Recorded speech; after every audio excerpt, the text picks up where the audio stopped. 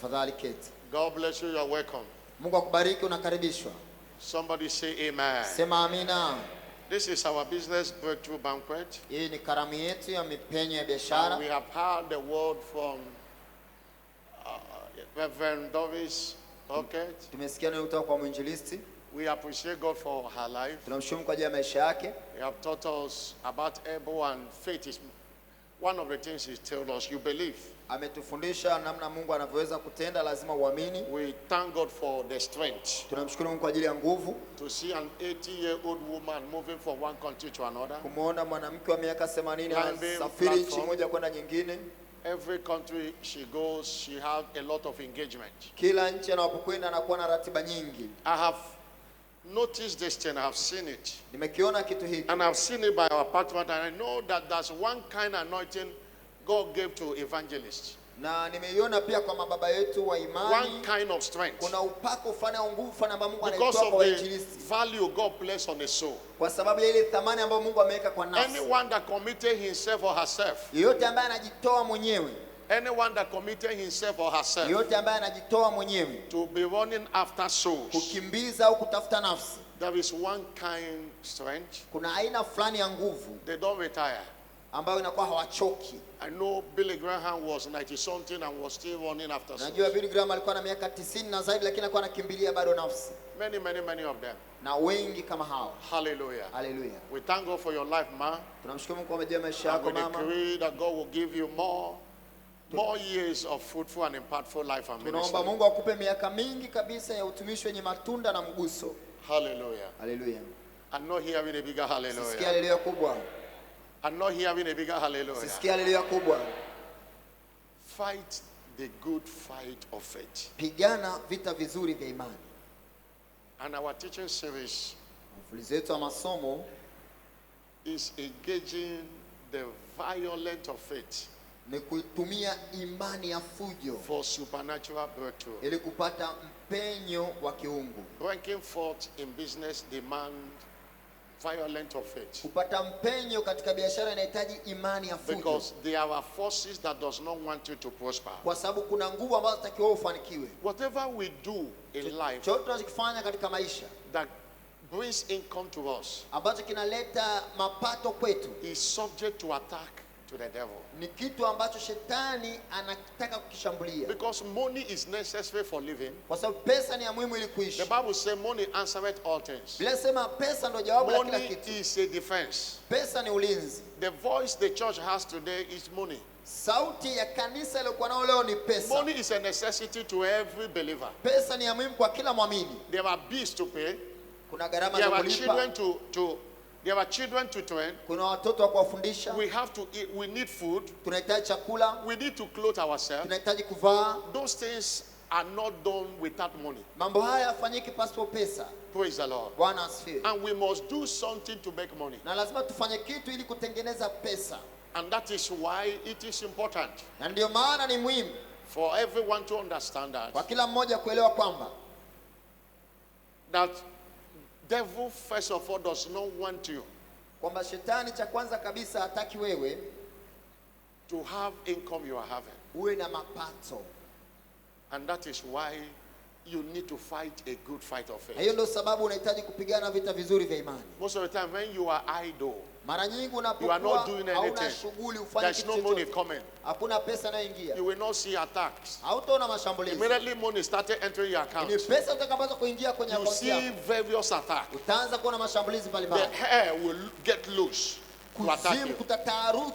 That's why you need violence of faith. Ndio maana unahitaji imani ya mabavu. You need to fight. Unahitaji kupigana. There is a fight to fight. Kuna mapigano ya kupigana. 1 Timothy chapter 6 verse 12. Timotheo kwanza 6:12. It says fight the good fight of faith. Pigana vita vizuri vya imani. And lay hold na ushike on your business breakthrough, on your career breakthrough. Na ushike ule mpenyo wako wa biashara au when you are a junior staff in that organization, nobody even know you. Unapokuwa ni mtu wa Nobody kawaida even know kwenye that taasisi you. hakuna mtu Immediately anayekujua. promotion started Lakini coming. unapoinuliwa tu You see adversaries everywhere. utaanza kuona upinzani kila eneo. Fight a good fight of faith. Pigana vita vizuri vya imani. You have cried enough. Umelia vya kutosha. Hallelujah. Hallelujah. The level where that business is, Kiwango ambacho hii biashara ipo it's not where it ought to be. sio pale kilipopaswa kuwepo. There should be a change. Kunapaswa kuwa na badiliko. You must move levels. Lazima uame You viwango. must change levels in Lazima business. ubadilike viwango katika biashara. Somebody say amen. Sema amina. And it does not come by wishing. Na haiji tu kwa kutamani. It comes by fighting. Inakuja kwa kupigana. And it's a fight of faith. Ni mapigano ya imani. You have been told that you are a lion Umeambiwa kwamba wewe ni simba because you belong to the tribe of Judah. kwa sababu wewe ni sehemu ya kabila la And Revelation Yuda. chapter 5 verse 5 Na Ufunuo 5:5 showed us that Jesus is the tribe of the lion of that tribe. inatuonyesha Yesu ndio simba wa kabila hilo la Yuda. And whatever Jesus is, that's what we are. Na namna Yesu alivyo ndivyo na sisi tulivyo. Galatians chapter 3 verse 39. Galatia 3 Galatians chapter 3 verse 39. Galatia 3:39 By redemption we are connected to kupitia wokovu tunaunganishwa that tribe of Judah. katika hilo kabila la Yuda. Galatians 3 verse 29, please. Galatia 3:29 tafadhali. 29. If ye be Christ, Kama nini wa Kristo then you are Abraham's seed basi ni wazao wa Ibrahimu and heirs according to na God. ni warithi sawa sawa na ahadi. Anyone that is born again belongs to Abrahamic Yote aliyokoka anakuwa ni uzao au ni and traced from kabila la Abraham Ibrahimu. to Isaac to Na Jacob, Ibrahimu inakwenda kwa Isaka, Isaka and Yakobo, Jacob to Judah and na his brethren. Yakobo ndiye amemzaa Yuda na ndugu And zake. it was that tribe that Jesus came. Ni kabila hilo la Yuda ambayo Yesu alitokea. Hallelujah. Haleluya. We are not goats. Sisi We si are not mbuzi. sheep. We are saved Sisi as sio a sheep. kondoo. Tunaokolewa kama kondoo. We are saved as a sheep, Tunaokolewa kama kondoo, but we reign as a lion. lakini tunatawala kama simba. The lion in us must come out.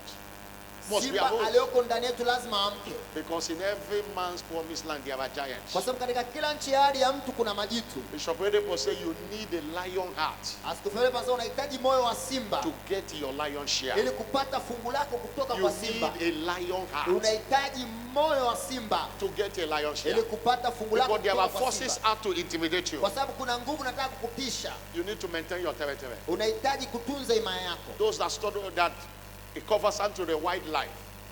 Wale wanaozungumzia katika ile Say masuala ya even wanyama. there is nothing lion sees around, Hakuna kitu ambacho simba anakiona, but he will come out of the cage lakini atatoka kwenye shimo lake and roar for minutes. na atapiga, atanguruma, atapiga kelele. Every animal that hear the roaring of a lion, Kila mnyama atakayesikia mgurumo wa simba they take their heels, run away. wanajificha na wanakimbia. Lion will go back to the cage. Simba atarudi katika tundu lake. Lion know how ama- to maintain his territory. Simba anajua namna ya kutunza ile imani yake. Any animal that comes there have become a food of that day. Mnyama yoyote ambaye anasogea kwenye imani ya simba anakuwa chakula cha simba siku hiyo. The devil should hear our voice and run away. Shetani inabidi asikie sauti yetu na akimbie. Somebody shout hallelujah. Sema haleluya. You should speak to that business and something will happen. Unapaswa utamkie biashara na kitu kitokee. Hallelujah. Haleluya.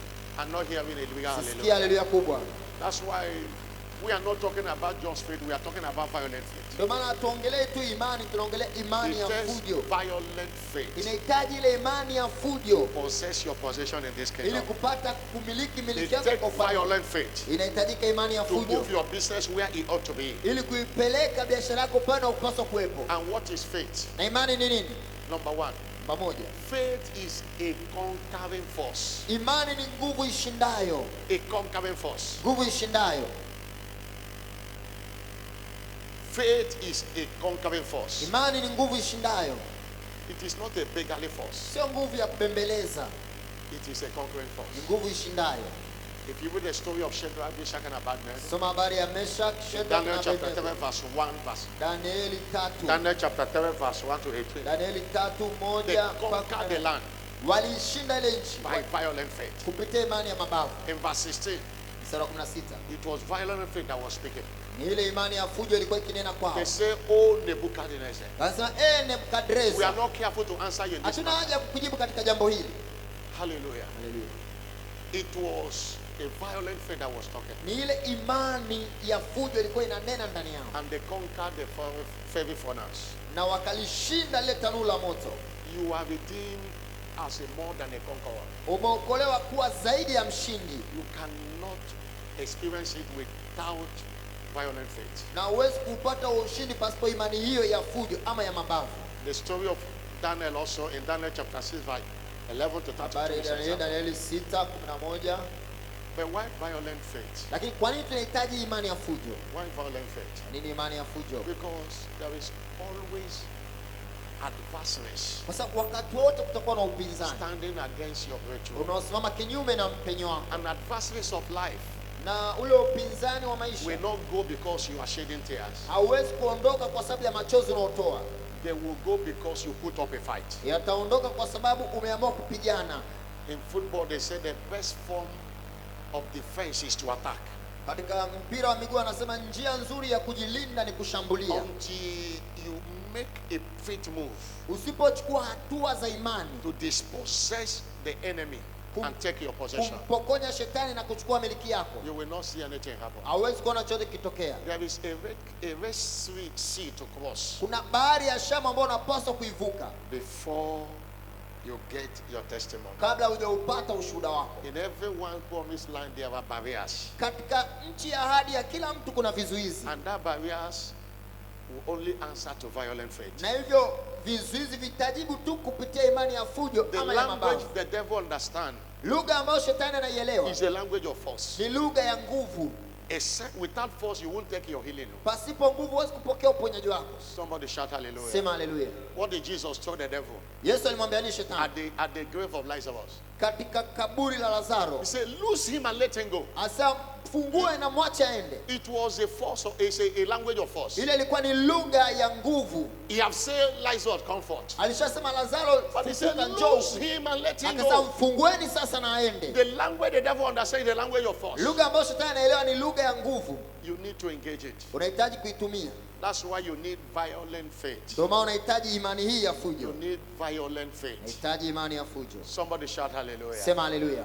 But for the violent faith to be alive in your life, Lakini ili imani ya fujo iwe hai ndani yako, we have said that faith comes by hearing the word.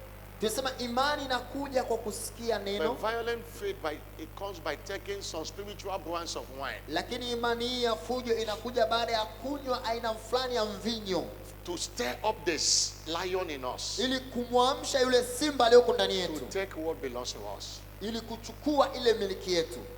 In the first service, we look at the vision wine. Kwenye ibada ya kwanza tutazama ule mvinyo wa In maono. this second service, we look at the love wine. Kwenye ibada ya pili tunatazama mvinyo wa We know upendo. that love is intoxicating. Unajua upendo unalevya. The Bible even says that love is as strong as death. Hata Biblia inasema upendo una nguvu kama mauti. The love we have for God and our fellow human beings can move us to action. Ule upendo tuliokuwa nao kwa Mungu na kwa wanadamu wengine unaweza kutusukuma tuingie kutenda. Even if you look at the story of Shadrach, Meshach, and Abednego, Ukitazama ile habari ya Shadrach, Meshach na Abednego, what was the root of their refusal to bow before the God? ule The mzizi image. uliosababisha wakatae Because kuinama of their kwa ule Mungu love mwingine for God. ni kwa sababu ya upendo waliokuwa nao Because kwa of Mungu. their love for Kwa God. sababu ya upendo waliokuwa nao kwa Mungu. Somebody shout hallelujah. Sema haleluya. And I want you to understand Nataka uelewe that the Holy Ghost empowers our love. kwamba Roho Mtakatifu ndo anautia nguvu upendo wetu. Because Romans chapter 5 verse 5. Kwa sababu Warumi It 5:5 says, hope maketh not ashamed. asa tumaini nalo Because alitayarishi, the love of God is shed our blood in our kwa hearts sababu upendo wa Mungu umemiminwa mioyoni by the mwetu Holy Ghost which is given to us. kupitia Roho Mtakatifu tuliyepewa. Romans chapter 5 verse 5. Warumi 5:5. 2 Timothy chapter 1 verse 7. Timotheo wa pili 1:7. God have not given us the spirit of fear, Mungu hakutupa roho ya woga, but ya hofu, of power, bali roho ya nguvu, of love, ya upendo and of a sound na ya mind. moyo wa kiasi. That's why love-driven believers Ndio maana wale waamini wanaosukumwa na are upendo intoxicated believers. ni waamini waliolevywa. Romans chapter 8 verse 35 to 30. Warumi 8:35. Romans chapter 8 verse 35. Warumi 8:35. What shall separate us from the love of Nini Christ? kitakachotutenga na upendo wa Kristo? There is no challenge of life. Hakuna changamoto ya There is no maisha, threat of the devil hakuna tishio la that shetani can stop the lover from pursuing his love father. linaweza kumzuia mtu kumkimbiza yule He said, anayempenda. what can separate us from the Nini love of kitakachotutenga na Christ? upendo wa Shall Mungu? tribulation, Je, ni shall mateso? distress, Je, ni or fadhaa? persecution, Je, mateso, famine, njaa, nakedness, uchi, peril, or sword? hatari, upanga? As it is written, kama ilivyoandikwa, for thy sake we kwa are ajili yako killed. tunauawa. A lover is already dead for God. Yule anayempenda Mungu yuko tayari kufa kwa ajili ya Mungu. That somebody gossip about him and he say, I won't come to church again. The person is not a lover. Mtu tu unasengenywa kidogo unasema siki kanisani, huyo mtu Because hampendi Mungu. When you are dead in God, you don't hear what Unapokuwa umekufa kwa ajili ya You are Mungu, focused. usikii watu wanaoyasema. what move you is the love of God. Kinachokusukuma wewe ni ule upendo wa Mungu. He said we are killed all day long. Sasa tunauawa mchana kutwa. Hallelujah. That is how intoxicating the love for God is. Hivyo ndo namna upendo wa Mungu unaweza kulevya. What provoked David to go after Goliath was the love of God. Kinachomfanya Goliati, Daudi akabiliana na Goliati ni ule upendo wa Mungu. Seeing that this uncircumcised Philistine defied the army of the living God. Alisema huyu Mfilisti ambaye hajatahiriwa, ambaye anatukana majeshi ya Mungu. True love Kupitia upendo. triggers violent faith. Upendo ndo unaamsha It imani hiyo ya triggers fungu. violent faith. Inaamsha imani ya mabavu. That's why even in fact love is so powerful that faith is impotent without it. Upendo una nguvu sana kiasi kwamba imani haiwezi kutenda kazi pasipo The upendo. Bible says faith walketh by love. Biblia inasema imani inatenda And kazi if kwa you read upendo. 1 John chapter 4 verse 18, Waraka wa kwanza wa Yohana 4:18. it means that you can't claim to believe God whom you don't love. Maana yake ni kwamba huwezi kusema unamwamini Mungu ambaye humpendi. Hallelujah. Haleluya. I say hallelujah. Haleluya. In other words, when you talk, there is no fear in love. The opposite of faith is fear. Hakuna hofu katika upendo, kinyume cha You imani ni can't hofu. have love and lack faith. Hauwezi kuwa na upendo ukakosa imani. You can't have love and lack faith. Two Hauwezi of kuwa na them go upendo hand in hand. ukakosa imani. Somebody shout hallelujah. Sema haleluya. People of God, you need this love wine. Watu wa Mungu mnahitaji mvinyo huu wa upendo. What is pushing us for soul winning? The love of God. Kinachotusukuma kuziendea nafsi ni ule upendo wa Mungu. Wonder Double is not to make a name. Ile ajabu maradufu sio kutengeneza jina. Wonder Double is not a church ambition. Sio kwa ajili tu ya matakwa But fulani ya it's kanisa. purely the love of God. Bali ni kusukumwa kupitia upendo wa What Mungu. will make Bishop Oyedepo going to the streets to preach to people? Kinachomfanya Askofu Fere pale Going to mitaani preach, kwa going ubilia to watu. market. Aende masokoni. The Bible said the love of God constrains us. Biblia inasema upendo wa Mungu It unatubidiisha. doesn't matter what anybody think. Haijalishi mwingine anafikiri nini. When you love, you are on the move for God. Unapompenda Mungu uko tayari kwenda kwa ajili ya Mungu. Somebody shout hallelujah. Sema haleluya. I'm not hearing a bigger Sikia hallelujah. haleluya kubwa. And I'm telling you, your faith cannot be greater than your level of love. Ninakwambia kabisa imani yako haiwezi kuwa kubwa zaidi ya kiwango cha upendo wako kwa Mungu. Because if you read 1 Corinthians chapter 10, reading Wakorintho from wa verse 2, kwanza he said, 13 even though I have faith to move mountains Asa, hata nilikuwa na imani ya kuhamisha and I milima, have no charity, na sina upendo, he said, I am nothing. sasa mimi si kitu. Both me and my faith is nothing. Mimi na imani yangu wote si kitu. No matter how great is your faith, Haijalishi imani yako ni kubwa kiasi if gani. you don't take this love wine, Kama hautakunywa mvinyo huu wa your upendo, faith will not deliver. imani yako italeta matokeo. Remember that God is love. Kumbuka Mungu ni upendo. God is love. Mungu ni upendo. And if you claim to believe him, Na kama unasema unamwamini, one of the things he wants to see in you moja ya kitu ambacho hata kukiona ndani yako is love. ni upendo. And you can't claim to love him Na wewe kusema unampenda when you don't love your fellow human beings. na haumpendi mwanadamu You mwenzako. won't claim to love him Hawezi kusema unampenda when you don't love souls. pale ambapo upendi nafsi. John chapter 3 verse 16. Yohana For God 3:16. so loved the world Maana Mungu aliupenda sana ulimwengu that he gave his only begotten hata son. akamtoa mwanawe wa pekee. Hallelujah. Hallelujah. He showed his love that while we are yet sinners, Jesus came to die for us. Alionyesha upendo wake tulipokuwa tungali wenye dhambi. What Kristo triggers alikuja our kufa kwa pursuit ajili for yetu. souls? Kinachotusukuma tuzifuate nafsi It's just the love of ni God. ule upendo wa kumpenda Mungu. If you love God, Kama unampenda Mungu, you won't be found wanting in pursuit of souls. hautakuwa nyuma katika If kufuata you love nafsi. God, Kama service, unampenda Mungu, Sunday service, midweek service, whatever service, ibada za Jumapili, za Jumatano, cannot be ibada on and you are yoyote comfortable in your house. What you haiwezi do? kuwa inaendelea na umekaa tu umepumzika, una shughuli nyumbani kwako. You need this love wine. Unahitaji And ulevi it huu is my prayer ama mvinyo huu wa upendo, na ni ombi that God will langu baptize you with this spirit of Mungu love. akubatize na hilo ya upendo. Somebody say Sema amen. amina. I'm not hearing a bigger Sisikia amen. amina kubwa. I'm not hearing a bigger amen. Sisikia amina kubwa. And you know, most of us promoted by God, lifted by God by our love. Wengi wetu tumeinuliwa na Mungu kwa sababu ya ule upendo wetu. But many people have missed their first love. Watu wengi wamepoteza ule upendo wa kwanza. That zeal you need to have before, Ile shauku uliokuwa nayo mwanzo, where is it today? iko wapi leo? Remember when you are running after God and the kingdom. Kumbuka kipindi kile ambapo ulikuwa unamkimbilia Mungu na ufalme wake. The challenges of life have drawn you back. Changamoto za maisha zimekurudisha nyuma. You are not dragging your feet. Sasa unajivuta, unaburuza. Should I come or should I not come? Je, niende au nisiende? And I pray for such person today. Namwombea mtu namna hiyo leo. God will restore your first love. Mungu arejeshe upendo wako wa kwanza. God will restore your first Mungu love. arejeshe upendo wako wa kwanza. You know that in Romans chapter 8 verse 28. Warumi The 8:28. Bible says, for we know Nasi that twajua all things kwamba mambo yote work for good hutenda kazi kwa to wema them that love kwa God. wale wampendao Mungu.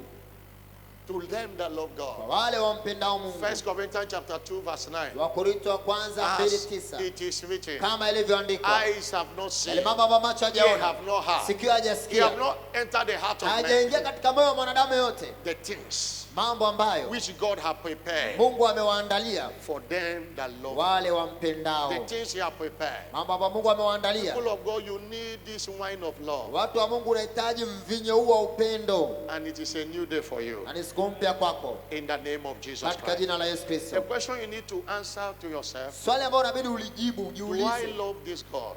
kwa nini mpende Mungu huyu? Let the love be a focus. You are serving God. Upendo ndio uwe sababu ya wewe kumtazama Mungu, You will not lack anything God can give. na utakosa chochote ambacho Mungu anaweza kutoa.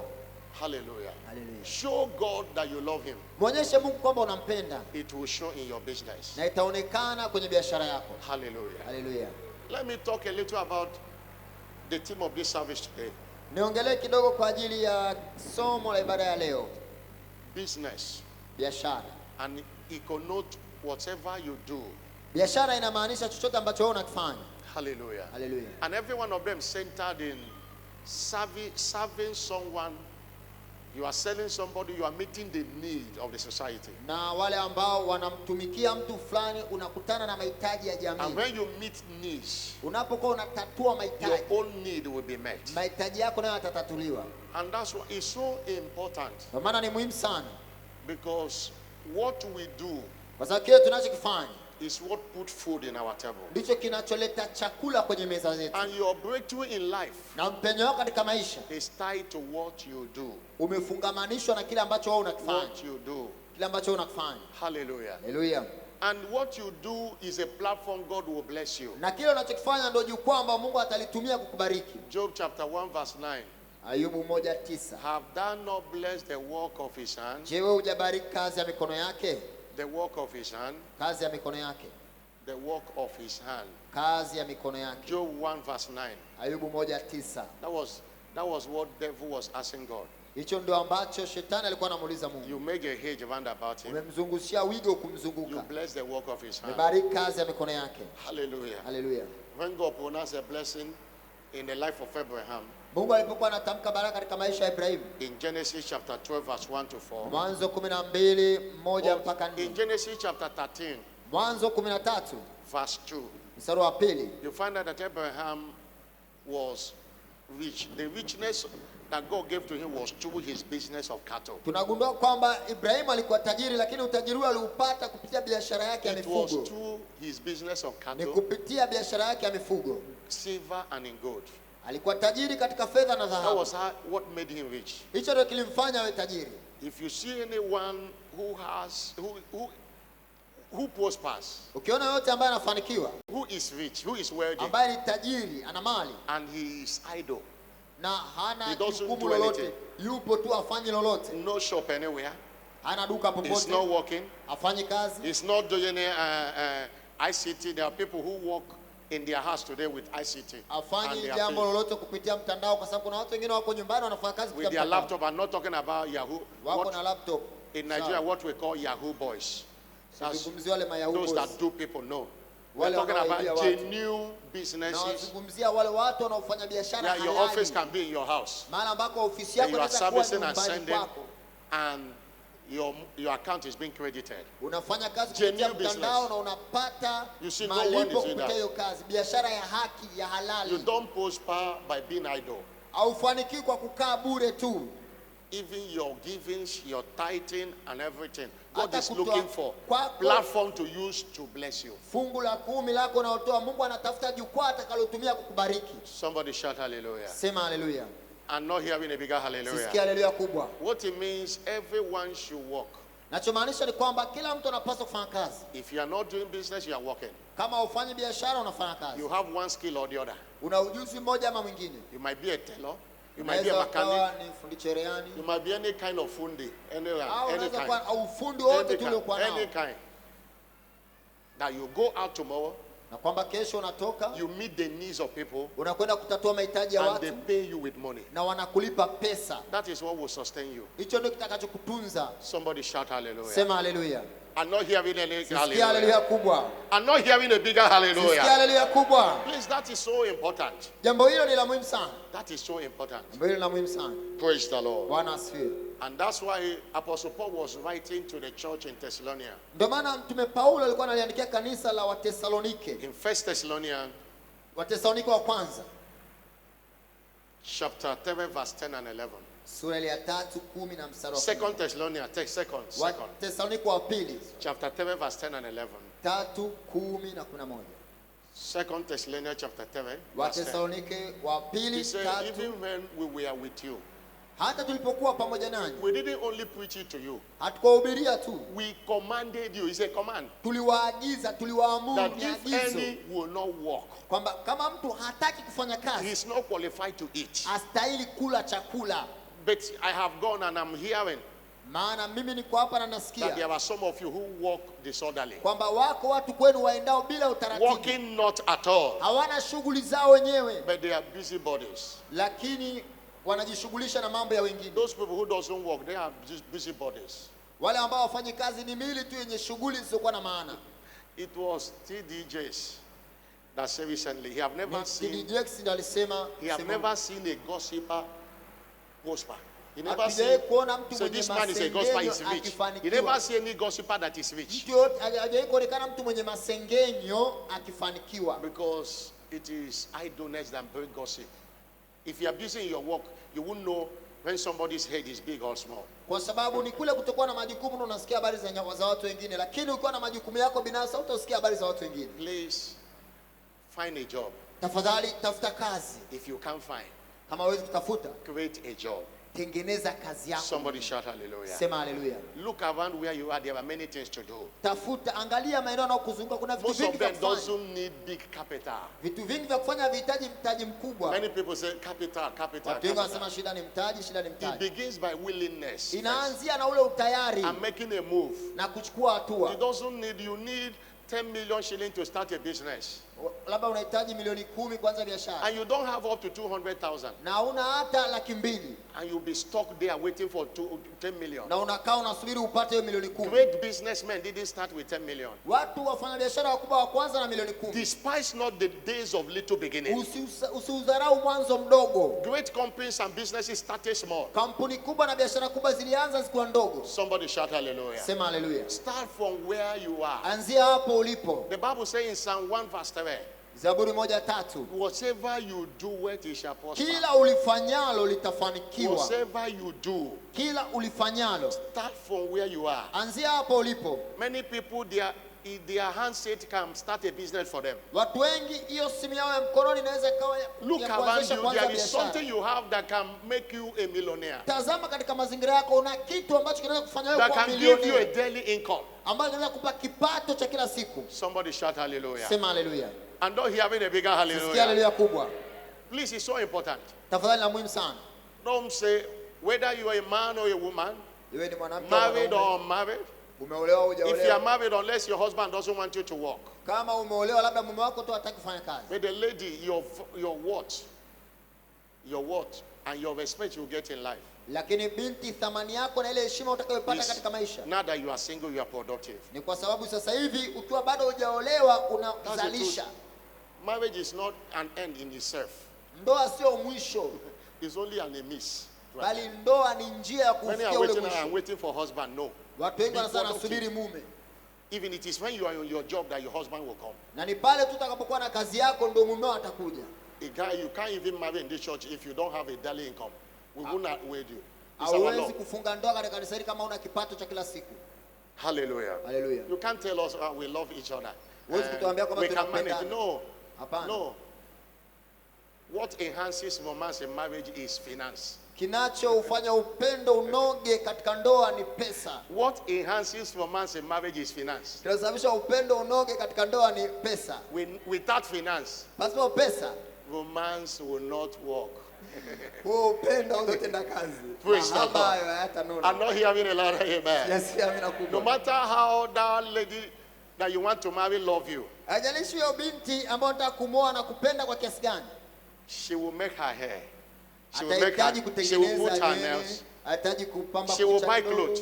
atahitaji kununua And nguo you say, I don't have money. na unasema sina pesa. No, it won't work. Oh. Hapana, haitoleta You must have matokeo. a daily income. Unapaswa na kipato cha kila siku. Somebody shout hallelujah. Sema haleluya. I'm not hearing a bigger hallelujah. Sikia haleluya kubwa. That's why we teach winners worldwide. Ndio maana tunawafundisha washindi ulimwenguni Don't mote. be idle. Usikae tu bila shughuli. There is a popular saying that an idle's mind is a devil's Kuna ule workshop. msemo unasema akili iliyokuwa ina shughuli ni kitendea kazi cha Bishop shetani. Abdul said one day, Ndugu alisema siku moja, devil tempts everybody, shetani anamjaribu kila mmoja, but an idle man tempts the devil. lakini yule mtu asiyekuwa na shughuli ndiye anamjaribu An idle shetani. man is telling the devil, I'm available, come and use me. Mtu asiyekuwa na shughuli anamwambia shetani, niko hapa, njoo nitumie. Hallelujah. Haleluya. Please find something doing. Tafadhali tafuta kitu fanya. Many people look at it and say, this job, the money is small. Watu They are wengi looking wanatazama for big kazi saa one. kazi hii They are kipato looking chake ni for big one. kidogo. No. Even without certificate, they are looking for big one. Start somewhere. Hata hawana cheti wanatafuta kazi kubwa. Anzia mahala fulani. With this small salary, if you manage it very well, Kwa huu mshahara mdogo ukiutumia vizuri, kuutunza vizuri, it can make you a graduate tomorrow. unaweza kufanya kuwa muhitimu You can go kesho. to school and get a better job. Unaweza ukatumia huo mshahara kwenda shule na kupata kazi nzuri. Somebody shout hallelujah. Sema haleluya. I'm not hearing a bigger Sikia hallelujah. haleluya kubwa. Please, it's so important. Let nobody here stay idle. No. Anybody, young men and young women, find something and do. Tafadhali. There are muhimu sana. responsibilities you have. Asiwepo hapa mtu Whether ambaye ana married or shughuli. not. Tafuta kitu cha kufanya. You Iwe won't- umeolewa, umeoa au hujaoa, tafuta kitu cha kufanya. You won't meet all of them only by prayer. Hautawapata hayo kwa maombi. You won't tell your family when they need dinner. You tell the children, let's just pray. And no, they need dinner. Familia yako Dinner doesn't atakapohitaji need- chakula And utawaambia it takes money. tuombe. It takes money. It takes money. Wanahitaji chakula na ili upate chakula inahitajika pesa. Even though you are working, Hata kama unafanya kazi, establish a business. anzisha biashara pembeni. Establish a company. Anzisha kampuni yako binafsi. Establish a small scale business Anzisha biashara ndogo ndogo that can be giving you multiple streams of income. ambayo itakuwa inakupa njia nyingine za kupata kipato. Somebody shout hallelujah. Sema haleluya. I'm not hearing a bigger Sikia haleluya hallelujah. kubwa. I'm not hearing a bigger Sikia haleluya hallelujah. kubwa. Please, so important. Ni muhimu sana. Majority of people wait for, oh, I wish I would get a job in government. Watu No. wengi wanasubiri Oh, it's sana good to tamani get a job nipate if you kazi have. serikalini. But while waiting for it, don't stay Ni idle. vizuri kupata kazi serikalini, And lakini if you look ukiwa around, unaisubiri, if you tafuta look kitu cha around kufanya. Dar es Salaam, Ukitazama hapa Dar es Salaam, you will see opportunities. utaona ziko fursa nyingi. Opportunities abound. Fursa ziko tele. Many people are clustering, Watu wengi looking for who will meet their needs. wanatafuta mtu wa kuwapatia mahitaji yao. Opportunities abound. Fursa ziko nyingi. Hallelujah. Haleluya. All I pray for you that God will open your eyes Ninachokuombea wewe ni Mungu afungue macho yako. to see opportunities. Uone fursa. To see opportunities. Uone fursa. And to seize that opportunity. Na uone hizo fursa I'm na not hearing a louder uzikamate. amen. Sema amina kubwa. I'm not hearing a louder Sikia amina amen. kubwa. I took time to study how the Uber business started. Nilichukua muda kujifunza namna The biashara ya man saw teksi a za Uber problem and ilipoanza. created it. And created a solution. Mtu huyu aliona tatizo na akatatua hilo tatizo. Every day money is entering his account. Kila siku pesa inaingia kwenye akaunti yake. And I read that Uber doesn't have their own car. Niligundua kwamba hiyo kampuni ya Uber haina The magari owner yao doesn't wenyewe. have the Ubers you see everywhere. Yule- And they have expanded now. Yule mmiliki wa They have Uber, kampuni ya motorcycles Uber now. hana magari yake mwenyewe, lakini anatanuka kila siku. In Lagos, Nigeria, they have ship, Uber ship. Kule Nigeria wana Business meli za expanded. Uber za kibiashara, People biashara register yake their car inatanuka. and they have their own percentage. Watu wanaandikisha magari yao kwenye hiyo kampuni, yanatumiwa na hiyo kampuni na wanapata fungu Always kutoka kwenye hiyo pray for kampuni. divine ideas. Tafadhali wakati wote omba mawazo ya kiungu. There is always what to do. Wakati wote kuna kile cha wewe kufanya. And you will smile every day to the bank with money. Na utakuwa unatabasamu kila siku ukiwepo benki ukiwa umejaa pesa. Somebody shout hallelujah. Sema hallelujah. But let's know also that God's desire and wish for us Tutambue kwamba tamanio la Mungu kwetu is for us to prosper in whatever we do. ni kwamba sisi tufanikiwe katika kila tunachokifanya. Whatsoever he doeth, he shall prosper. Kila alifanyalo litafanikiwa. Hallelujah. Hallelujah. But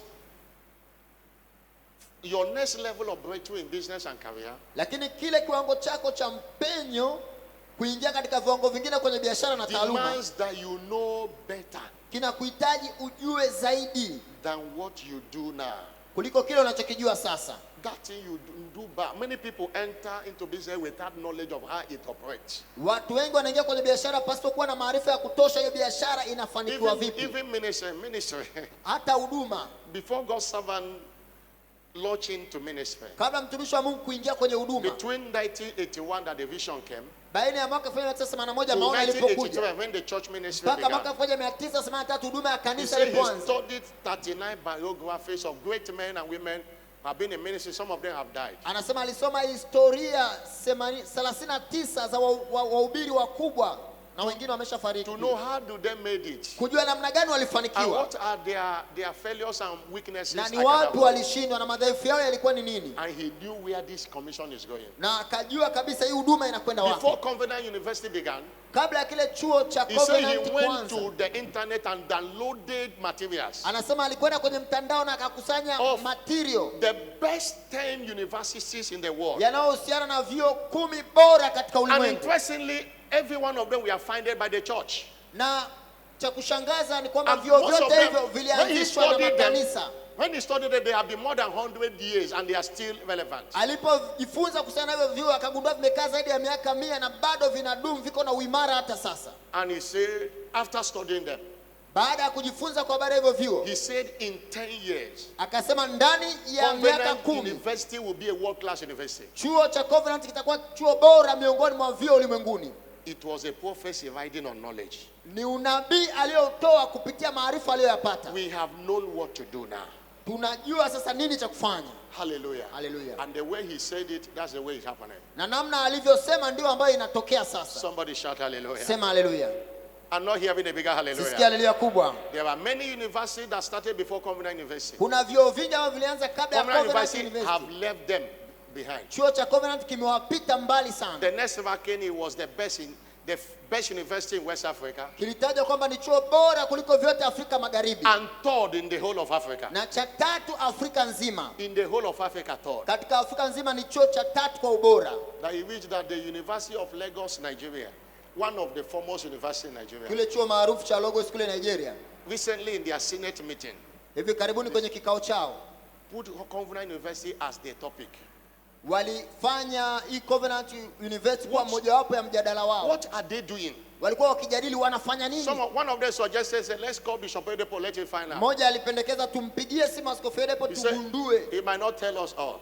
Wakasema hata They tukimtafuta tutuambia sent yote. a committee Wakatuma to come and kamati visit Covenant University kwenda kutembelea chuo cha Covenant to ask them what are they doing. ili kuuliza maswali wanafanikiwaje. Hallelujah. Haleluya. Prophecy riding on knowledge. Ni unabii askofu aliotoa kupitia maarifa aliyokuwa Because nayo. Bishop Abiola was sharing it with us. This I Na told you Askofu now. Abiola In the alikuwa last meeting we anatuambia had.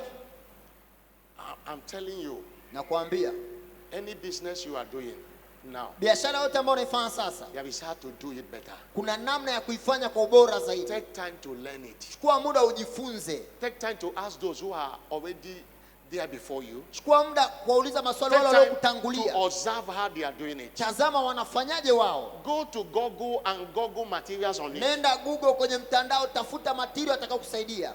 And you will not be operating by hearsay. Na utakuwa ukitendea kazi You mambo ya will not be kusikia. doing, you will not be operating by just moving without any direction. Na utakuwa tu ukijifanyia pasipokuwa na mwelekeo. That's the way to make it. Hiyo ndo namna ya kufanikiwa. Somebody shout hallelujah. Sema haleluya. That's also about your career. Hiyo inahusiana pia kwenye taaluma Is you yako. must ask something that can promote you. Kama unataka kupata kitu kitakachokuinua, learn to know your work very well. jifunze namna ya kuijua kazi yako And vizuri, improve on it over and over na again. ujiboreshe kwenye kazi yako siku kwa siku. Somebody shout hallelujah. Sema haleluya. I'm not hearing a bigger hallelujah. Sisikia haleluya kubwa. That is so important because Jambo hilo la muhimu sana kwa sababu Isaiah 5 verse 13 it says, Isaya many 5:13, businesses have gone into captivity biashara nyingi zimeingia katika umateka because they lack knowledge. kwa sababu wanakosa maarifa. Ecclesiastes chapter 10 verse 15. Mhubiri The 10:15, Bible said the labor of the foolish kazi ya mpumbavu weigheth every one of them, humchosha kila mmoja because he knoweth not how. kwa sababu hajui namna. How you don't know, when they know how you don't know, is what is keeping your business stagnated. Kule kutokujua namna ya kufanya ndio kusababisha biashara yako idumae. Somebody shout hallelujah. Sema haleluya. If you know your business, you will know when to invest and when not to invest. Kama unaijua biashara yako vizuri, utajua ni You wakati should know gani the uwekeze, environment, the wakati gani kind of environment usiwekeze. you are to. If you are doing international business, there are things you should know. Kama unafanya biashara ya kimataifa, kuna vitu unapaswa kujua. Somebody shout hallelujah. Sema haleluya.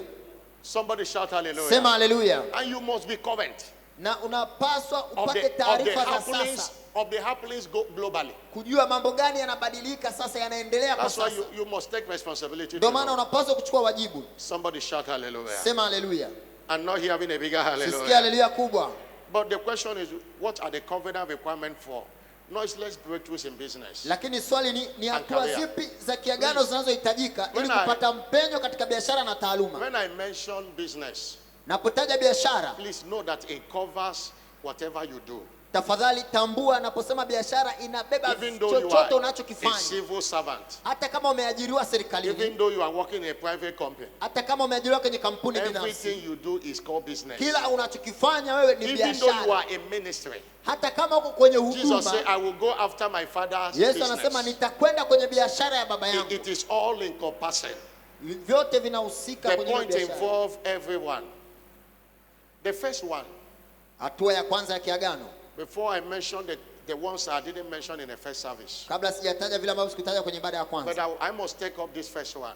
lakini nabidi nichukue hii ya kwanza. The first one requirement is, Hitaji la kwanza la kiagano, if your business must progress, kama unataka biashara yako isonge mbele, you must seek God lazima umtafute Mungu and the advancement of his kingdom. na kusonga mbele kwa ufalme wake. God must be the center of that business. Mungu anabidi awe ndio Any sababu ya hiyo business biashara. that takes you away from God, Biashara yote inayokutoa kwa Mungu, any business that makes God of no relevance in your life, biashara yote inafanya Mungu asiwe na umuhimu kwenye maisha yako, cannot attract supernatural breakthrough. haiwezi kusababisha upate mpenyo wa You kiungu. must recognize that you cannot break forth in business Unapaswa utambue huwezi kupata mpenyo kwenye by biashara the energy of flesh. kwa nguvu za mwili. By strength shall no man prevail. Kwa nguvu za mwili hakuna It mwanadamu is not of him atakayeshinda. that willeth, of him that Si runneth. kwake yeye atakaye But of wala God apigaye that showeth mbio, mercy. bali ni kwa Mungu aonyeshaye rehema. Any business that God is not a center of it, Biashara yote ambayo Mungu sio any sababu ya hiyo business biashara, that takes you away from God, biashara yote inayokutoa kwa Mungu cannot attract the breakthrough we are talking about. haiwezi kukupatia mpenyo tunaozungumzia That's the hapa. first thing you have to know. Hicho ni cha kwanza And unapaswa kufahamu. secondly, Cha pili, any business biashara yote that does not glorify God ambayo haimtukuzi Mungu cannot attract the blessings and the breakthrough that comes from God. hawezi kukupatia baraka na mpenyo unaotoka kwa What Mungu. kind of business do you do?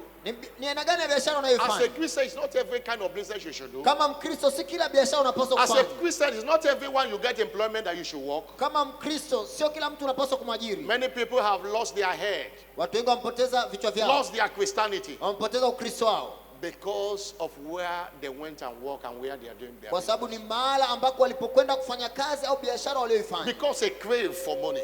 kwa sababu ya ile tamanio la kupata Oh, do you know pesa. how much they will pay me? Unajua ni kiasi gani watanilipa? And you are doing things that does not glorify Na God, unafanya vitu ambavyo havimtukuzi things Mungu, that glorify the devil, vitu ambavyo vinamtukuza shetani, things that populate the hair. vitu ambavyo vinaongeza idadi ya watu kuzimu. Hallelujah. Haleluya. Please understand that. Tafadhali elewa hilo. Somebody called me one of the stations our pastor. Mtu ambaye alikuja kwenye kituo I should kimoja come and nilichokuwa pray for his nikichunga, business. kwamba niambia nene nikaombee biashara yake, And I went there na nikaenda pale kwenye to biashara pray. kuomba, And I saw a lot of things he is selling. He's a nikaona man. vitu vingi akiviuza, And I told him I will not pray. Nikamwambia And I sintaomba. began to preach to him. He's a member of the church. Nikaanza kumhubiria, ni mshirika wa So kanisa. these things you are selling, Nikamwambia hivi vitu unavyouza you know it's not right. unajua si sahihi. Most of the time they hid it from the government. Vingi wanavificha serikali You wasione. are destroying destinies. Unaharibu hatima. And I say, if I pray, this club will close. Nikamwambia And I nikiomba say, hili if duka you carry this litafungwa. anointing and anoint it, it will close. Nikamwambia nikipaka mafuta matakatifu kwenye hili duka utalifunga hili duka. Because God is not happy with this. Kwa sababu Mungu haifurahii biashara. Hallelujah. Haleluya. I say hallelujah. Haleluya. And I told him the truth. Nikamwambia I ukweli. left. Nikaondoka. I left. There are things a Christian should not do. Kuna vitu ambavyo Mkristo hapaswi kufanya. I told one other, I was preaching like this 2012. Nilikuwa nahubiri namna hii 2012. And I preached, somebody came to me who was a youth leader. Na mtu akanijia ambaye alikuwa ni kiongozi wa vijana. He said the thing I preached touched him. Akaniambia jambo lilohubiri limemgusa. That he distributes with a motorcycle cigarettes. Kwamba He worked with a company where he distributes cigarettes to every athlete where they sell. anafanya kazi kwenye kampuni fulani ambayo anatumia pikipiki kugawanya, kutawanya ama kuuza zile sigara. He asked me, what should I do? Akaniuliza nifanye nini? I say resign. Nikamwambia acha hiyo kazi. I say resign. There's nothing like, I say resign. Nikamwambia acha hiyo kazi. He said, no problem. Sawa, hamna tatizo. He left. Akaacha ile kazi.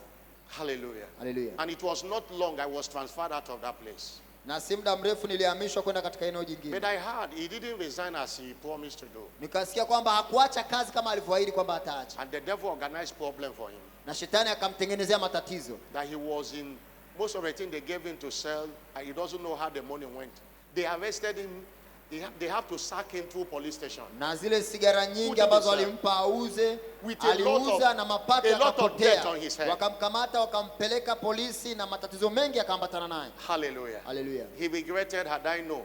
Alijuta I wish I resigned that time. kwamba angejua angeacha hiyo kazi. This one, he lost the job Sasa amepoteza with kazi undertaking of paying a lot of money. na ana jukumu la kulipa pesa nyingi kwenye hiyo kampuni. Somebody shout hallelujah. Sema haleluya. I'm not hearing a bigger Sisikia hallelujah. haleluya kubwa. If you are selling cigarette, Kama unauza sigara, selling alcoholic drink, unauza pombe maintaining a brothel, or whatever it is that does not glorify God, au chochote stop them. unafanya ambacho kimtukuzi Mungu, There acha. are many businesses you can do. Kuna biashara nyingi unaweza kufanya. Somebody say here. Sema nasikia. Somebody shout a bigger hallelujah. Sema haleluya kubwa. See, let me tell you. Nikwambie ukweli. You know, I read Habakkuk chapter 2, verse 15 and 16. Nilisoma Habakuki 2:15 na And from that 16. scripture I said, Kupitia ile andiko nikasema, he that is a drunkard is committing sin. yule ambaye ni mlevi anatenda But dhambi. he that is selling it Lakini pia yule anayeuza is committing iniquity. naye anatenda uovu. The one that's selling it is greater. Anayeuza anafanya kosa kubwa Go kwa and sababu ni find uovu. out. Go and find out the difference between sin and iniquity. Nenda You know. kaangalia tofauti baina ya dhambi na uovu. The Bible says, woe unto him Biblia inasema ole wake that giveth his neighbor drink. yule ampaye jirani yake kileo, kilevi. Habakkuk 2, verse 15. Habakuki That 2:15. putteth bottle to him Yule and maketh him drunken also. amfanyaye mwenzake kulewa. The word woe is not a good word. Neno ole si neno zuri, It's not a blessed word. sio neno la baraka. Somebody shout hallelujah. Sema haleluya. People of God, not everywhere. And you see, Watu wa Mungu si kila eneo. somebody might be thinking, what if I leave it? What will be giving me money? Okay, since you have been selling it, how much money do you have? Mtu anajiuliza nikiacha hiyo kazi nitapataje pesa? How Na much labda money do you tukuulize, tangu umekuwa kufanya hiyo kazi umepata Take pesa a kiasi step gani? and stop it. There are many things to sell.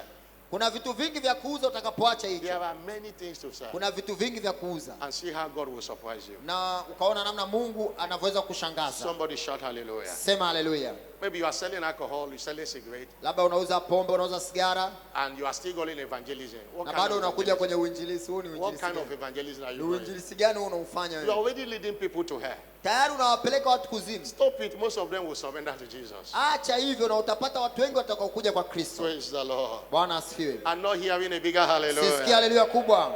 What more should you do? Nini zaidi unapaswa kufanya? Let me run through them. Which number? Now, number 2. I will still come back to the ones I mentioned before. Namba 2 nitarudia pia vile ambavyo nimevitaja. Number 2. Namba 2, Be diligent. Be diligent. kuwa na bidii. Proverbs 22, verse 29. Mithali 22:29. See thou a man Umemwona mtu diligent in his business. Mwenye bidii katika biashara yake, Proverbs kazi yake. 22 verse 29. Mithali 22:29. Diligent in his business. Mtu mwenye juhudi, mwenye bidii The katika word kazi for yake. diligent is hard work. Pale bidii maana yake kufanya kazi kwa juhudi, Put all that is needed in that business. kuwekeza kila kinachohitajika katika hiyo biashara. Laziness can destroy a business. Uvivu unaweza kuharibu biashara. Laziness Uvivu can destroy a business. unaweza kuharibu biashara. Give your business the best. Itoe kikamilifu kwenye biashara If yako. you are a diligent worker where you are working, you will get promoted. Kama ni mfanyakazi mwenye bidii, pale unapofanya kazi utainuliwa, utapandishwa cheo. Hallelujah. Haleluya. No boss that will not like a diligent worker. Hakuna bosi ambaye hatompenda mfanyakazi mwenye bidii. Hallelujah. Hallelujah. No boss, I'm telling you. Nakwambia ukweli. No boss will like, no good boss will like a lazy worker. Hakuna bosi mzuri atakayempenda mfanyakazi mvivu. Even he will be regretting, how did I employ this person? Hata ataanza kujuta, nilimwajirije mtu huyu. If there is a way, you say after 1 year, maybe contract, he will not renew your contract because you are lazy. Kama kuna njia sasa, labda baada ya mwaka mmoja mkataba wake ukiisha, sitompa mkataba mwingine kwa sababu ni mvivu. Somebody shout hallelujah. Sema haleluya. Please, where your business will stand tomorrow Tafadhali, pale unapotaka biashara yako iwepo kesho, will be determined by what you are putting into it today. inategemea na kile unachokifanya leo katika hiyo biashara yako. Please, don't leave your business like that. Put on diligence. Usifanye tu biashara yako kawaida, weka bidii. Somebody shout hallelujah. Sema haleluya. 1 Corinthians 15 verse 10. Wakorintho wa kwanza Apostle Paul 15:10. say, Paulo anasema, I am what I am by the grace. niko nilivyo kwa neema. There is a grace, Kuna neema, but this, he does not just answer that way. But he said, I labored more abundantly. na yeye anasema than hata they hivyo all. nilifanya kazi kwa juhudi. The grace for labor is released. Neema ya kufanya kazi imeachiliwa. Put on your best in that business. Fanya kazi kwa bidii katika hiyo That work you biashara. are doing, put on your best. Hiyo kazi unaofanya, fanya kazi kwa bidii. It's not that 10 o'clock, 11, 1, you are still in the house and the business is closed and you are not doing anything. Saa 4, saa 5, saa 7 bado uko nyumbani au uko kwenye biashara, unategemea biashara iinuke. Hallelujah. Haleluya. And from 12 to 1, you close the shop. 1 hour is for lunch. 1 hour, the whole 1 hour is for lunch. Saa 6 mpaka saa 7 umefunga duka ama kazi yako hiyo, saa moja zima unakwenda kula msosi. You want to answer call, you close the shop. Unataka Until kupokea you answer simu, call. unafunga duka. And you go back and say, what they are doing in my shop. Oh, no. It's not what they are doing, it is what you Na are unaanza doing. kulalamika, sijui wananiloga biashara yangu. It is Sio not kwamba the fault of anakuloga. your neighbors, it is your Wala fault. sio majirani zako, ni juu yako wewe mwenyewe hujawajibika. Somebody shout hallelujah. Sema haleluya. I'm not hearing a bigger Sisikia hallelujah. haleluya kubwa. In our country, they don't, no time for, you don't have time, you not close shop. It was when I went to Uganda, we went to buy something, almost every shop is closed at 12, between 12 and 1. Say, what? They say they have gone for lunch. I said, Nilipotaka kununua kitu maduka saa 6 mpaka saa 7 yamefungwa. Nikauliza kwa nini yamefungwa? Sasa I wanakwenda said, kula. where are coming from? They are eating and they are selling. Nikamwambia kule nilipotoka wanauza huku wanakula. They take one spoon. Anachukua kijiko kimoja cha ubwabwa. They saw a customer. Akiona mteja, They are calling a customer, come. anaambia mteja njoo. The thing is closed. Until you sell market, you get again and take. Anafunika kile chakula chake, anauza, alafu anarudi tena kwenye chakula. Somebody shout hallelujah. Sema haleluya. But to close 1 hour, say you are eating. Lakini unafunga lisali moja, unasema ni kwa ajili ya kwenda kula. No, be diligent. Kuwa na bidii. Somebody shout hallelujah. Sema haleluya. What more? Nini zaidi? What more? Nini zaidi? Number 3 in this service. Namba 3 katika ibada hii.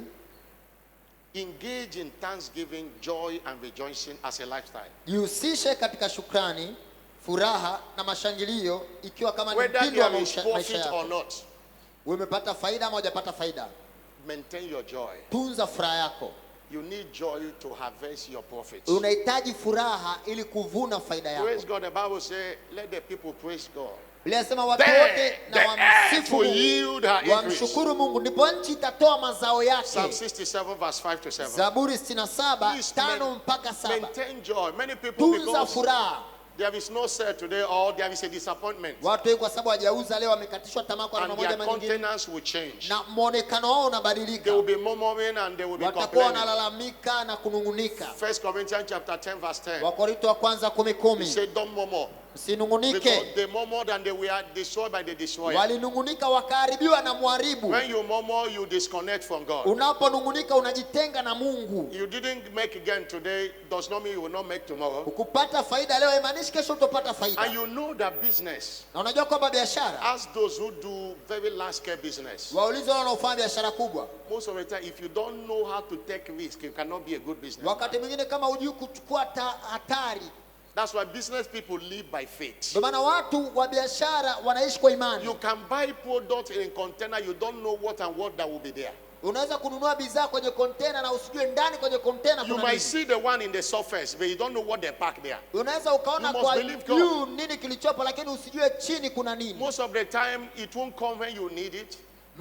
When you are paid, most of the time one thing or the other will happen.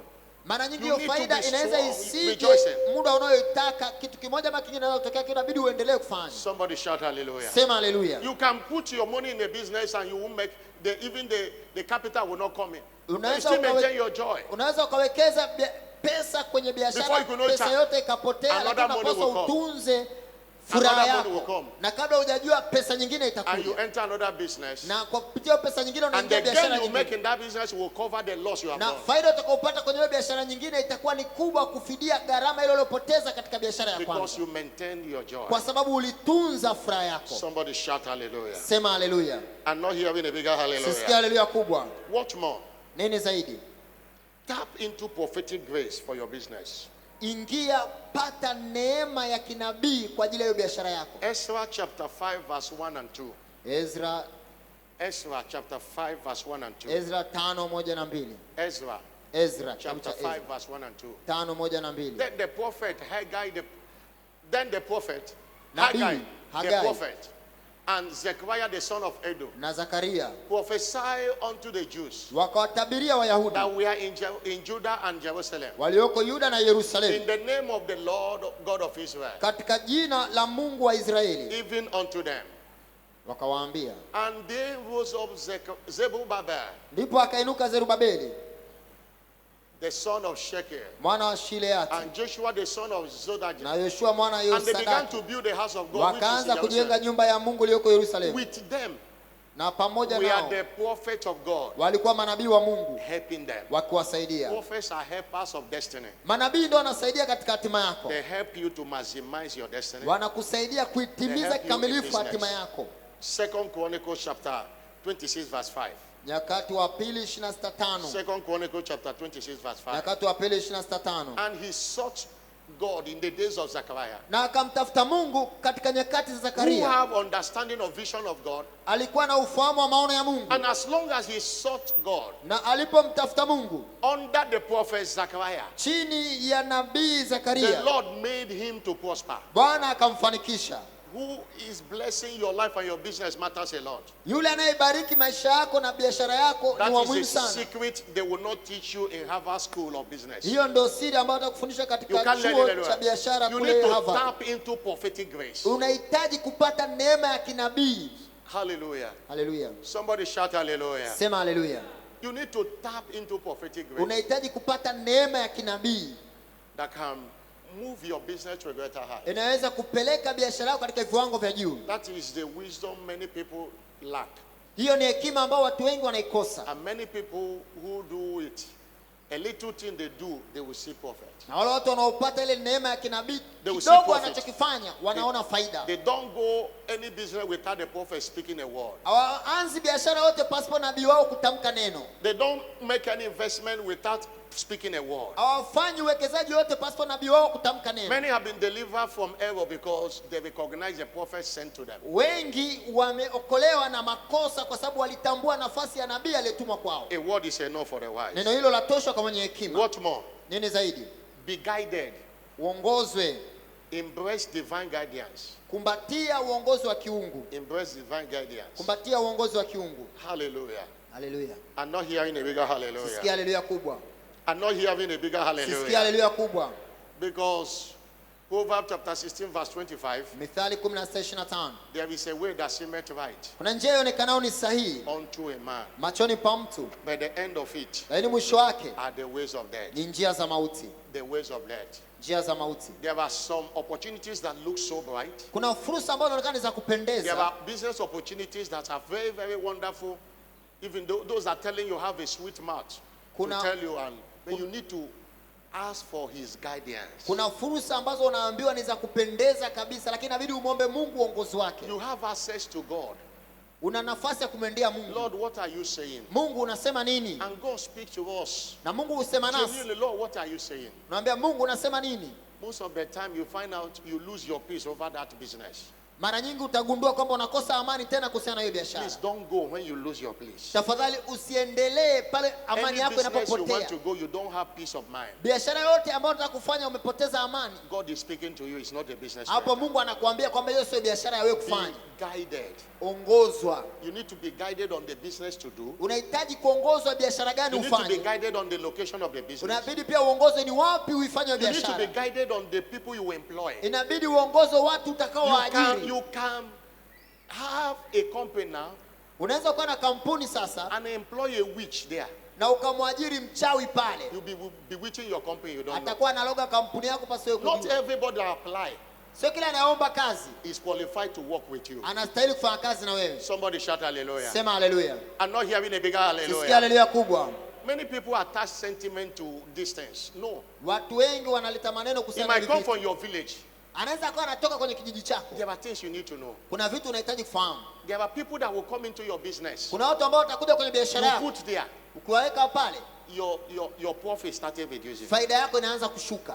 Because of the spirit they carry. Kwa sababu ile roho waliobeba. You are not around, they are touching those things and they become a compound. It become a point of contact in marine power.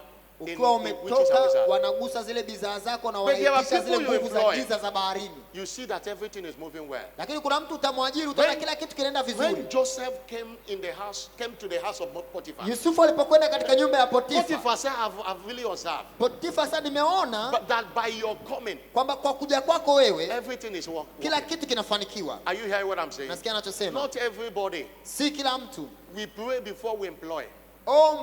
Tunaomba kabla tujaajiri. And when we notice some things we fire. Na tunapoona baadhi ya vitu tunafukuza kazi. We have a law.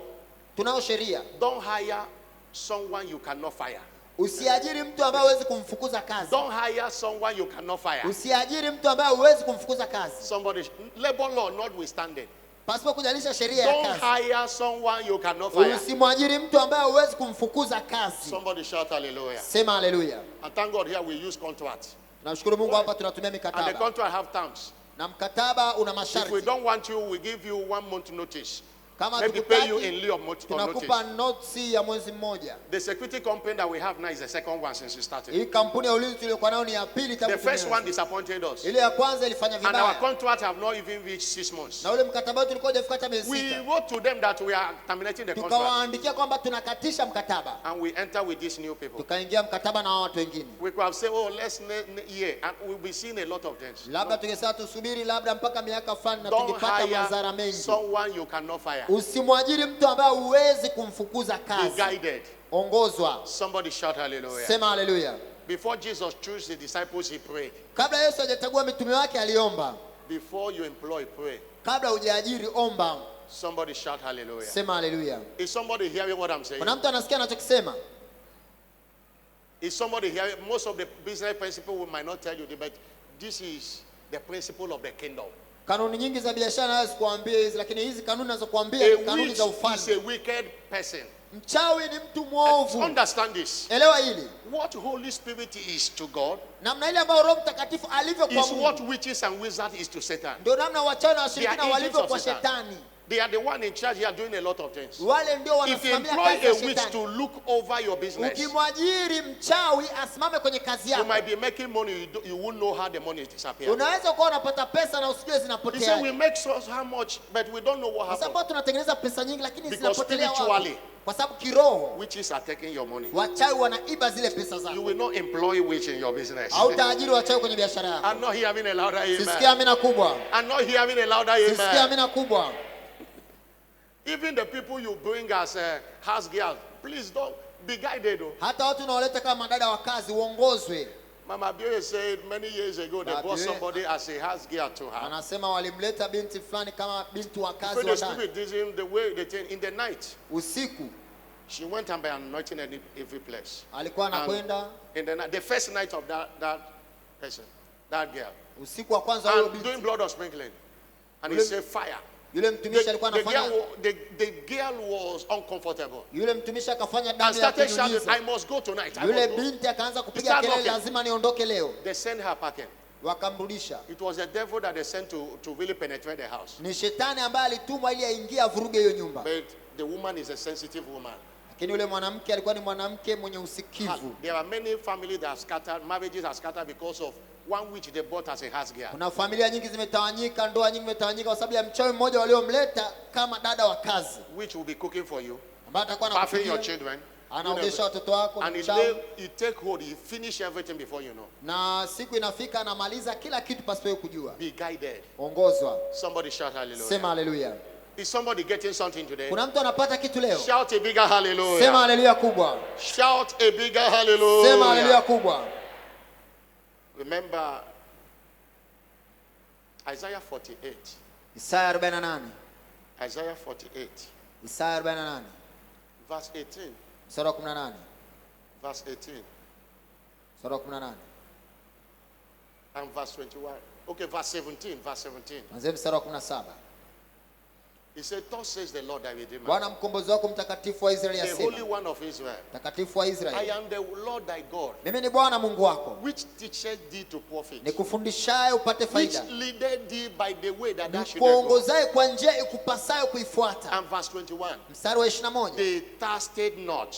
Wala wakuona kiu. When he led them. Alipowaongoza. Please be led. Tafadhali ongozwa. Be led. Ongozwa. If God wants you to start here, start here. Kama Mungu anataka uanze hapa, anza hapa. Don't want to city center because you find out, oh, you will make a lot of money there. Usikimbilie mjini kwa sababu kwa akili zako unafikiri kule utapata pesa nyingi. The location God sent to you. Lile eneo ambalo Mungu amekutuma hapo. Is where you will draw your allocation. Hapo ndo utapata faida yako. When you lose your location, you will miss your allocation. Unapopoteza eneo lako, unapoteza kile ambacho Mungu amekuandalia pale. Somebody shout hallelujah. Sema hallelujah. They thirsted not when he led them. Hawakuona kiu alipoongoza. If God led you to go and sell, no matter what it is, kama Mungu amekuongoza ukauze kitu, because he's the one leading you there. Anza kwa sababu yenda na kuongoza hapo. Somebody shout hallelujah. Sema hallelujah. Somebody shout hallelujah. Sema hallelujah.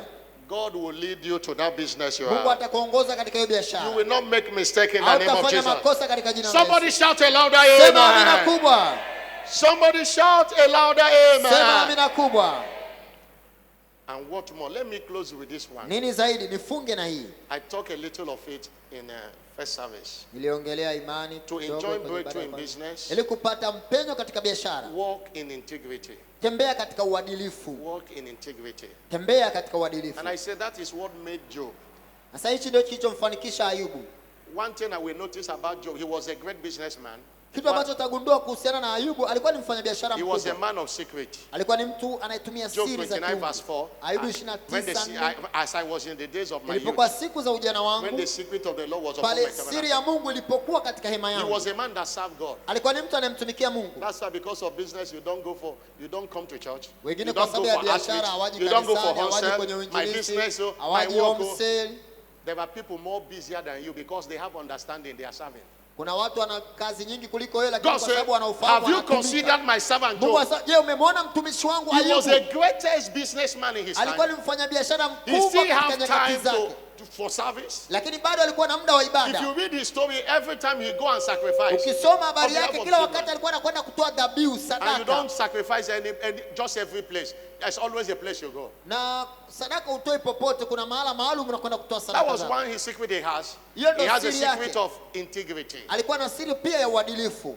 Another, you can change it to walking in the fear of the Lord. Ama unaweza kusema kutembea katika kumcha Mungu au kumhofu Mungu. Because any man you dupe, you are indirectly duping God. Kwa sababu mtu yote unayemfanyia uwizi, unayemwibia, unamwibia Mungu. You are not doing it to that man. Yoyote unayemdanganya, unamdanganya Mungu. Mungu anaona kila kitu. And he's the one that causes us to break forth. Na Mungu ndiye anasababisha tupate mpenyo. That's why we must walk in integrity. Ndio maana lazima tutembee katika uadilifu. Hallelujah. Hallelujah. In the first service I said, kwenye ibada ya kwanza nilisema that integrity kwamba uadilifu is the quality of being honest and fair. Ni ile sifa ya kuwa mtu wa kweli na wa haki. I say it is a quality of being truthful. Kuwa mtu wa kweli. Many people believe that you can't make gain in business without lying. No. Watu wengi wanasema kwamba wanaamini huwezi kupata faida kwenye biashara pasipo kudanganya. You don't need to lie to make gain. Hauhitaji kudanganya ili kupata faida. You are in business not for show, you are in business for gain. Uko kwenye biashara sio kujionyesha, uko kwenye biashara kupata faida. And you don't need to scheme people to make gain in business. Lakini unahitaji kuwaibia watu ili kutengeneza faida kwenye biashara. You want to sell this speaker now. Unataka kuuza hii speaker sasa. You buy it 20,000 shillings. Umeinunua shilingi 20,000. And you want to sell it 50. Unataka kuuza 50,000. There is no need of lying to the person that want to buy that you bought it 40. Hakuna sababu ya kumdanganya mtu anataka kununua kwamba ulinunua kwa 40,000. Even it's not necessary to tell the customer how much you buy it. Na hata sio This muhimu. is what I want to sell. Na hata sio muhimu kumwambia mteja You bei can ununua bidhaa price, yako. and if we agree and I sell, if you don't, you can buy another place. Kikubwa ni kukubaliana kiasi ambacho unataka umuuzie, To come and be swearing anunue pengine and kuliko say, kudanganya. God knows that I bought you 40. Even when you know that you bought it Kuliko 20. kudanganya na kuapa kama nimenunua kwa 40,000 kumbe unajua umenunua kwa 20,000. You can be truthful and make profit. Unaweza kuwa ni mkweli na ukatengeneza faida kwenye biashara yako. Somebody shout hallelujah. Sema hallelujah. I'm not hearing a bigger hallelujah. Sisikia hallelujah kubwa. I'm not hearing a bigger hallelujah. Sisikia hallelujah kubwa. Please, you need to understand that. Tafadhali unahitaji kuelewa hilo. You are a workman. Wewe ni mfanyakazi. Any kind of fundi you are. Au ni fundi wa namna Be yote. truthful. Uwe Be mkweli. truthful. Uwe mkweli. You are a tailor. Be truthful. Wewe ni fundi wa What will nguo, attract kuwa people mkweli. is being truthful. Wateja wanachokipenda ni kuwa mkweli. People will testify and say, I love that woman. She always say the truth. Watu watashuhudia kwamba nampenda yule mwanamke kwa And sababu there is wakati wote no anasema how kweli. you cover a lie that the truth will not expose it. Hakuna namna utauficha ule uongo wako kwamba siku moja usifichuliwe ukawa wazi. Don't look at people and take advantage of them in the name of you want to make gain. Usiwatazame watu na kuwatumia kwa sababu unataka kutengeneza faida. You are selling fake thing in the name of original. Unauza vitu fake, unadanganya kwamba ni original. You are a mechanic, you are changing things that didn't happen, that didn't spoil in order to make money. Wewe ni fundi makenika, unabadilisha vitu, unasema hiki kimeharibika kumbe hakijaharibika. Be truthful. Kuwa mkweli. Because breakthrough you are looking comes from God. Kwa sababu ule mpenyo unaotafuta unatoka kwa Mungu. And he will always pay the truthful.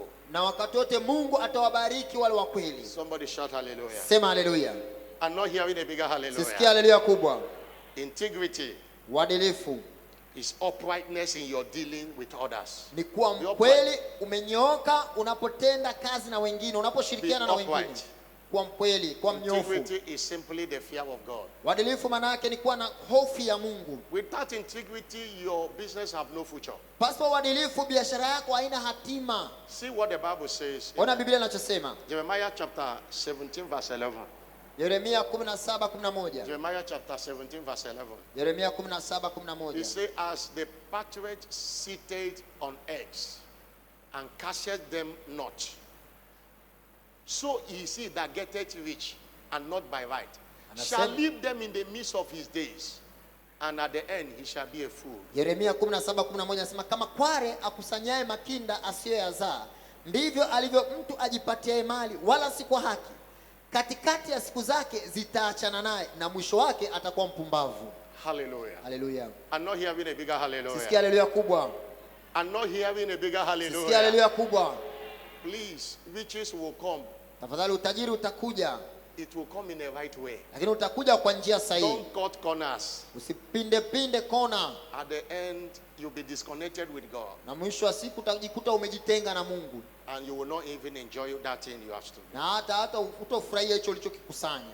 Areas to demonstrate integrity. Maeneo ya kuonyesha au kutenda kwa uadilifu. Areas to demonstrate integrity. Maeneo ya kuonyesha uadilifu au ya kutenda kwa uadilifu. That's number one, integrity to God. Namba moja ni uadilifu kwa Mungu. That is walking in the fear of God. Yaani kutembea katika kumcha Mungu. Paying your tithe, the profit of the business as when due. Ukilipa fungu la 10 kutoka kwenye ile faida ya biashara yako wakati unapofika. The 10% of the profit of your business must be paid to God. If you want heaven to open for you. 10% ya ile faida ya biashara yako unapaswa kuilipa kwa Mungu kama unataka mbingu zifunguke kwa ajili yako.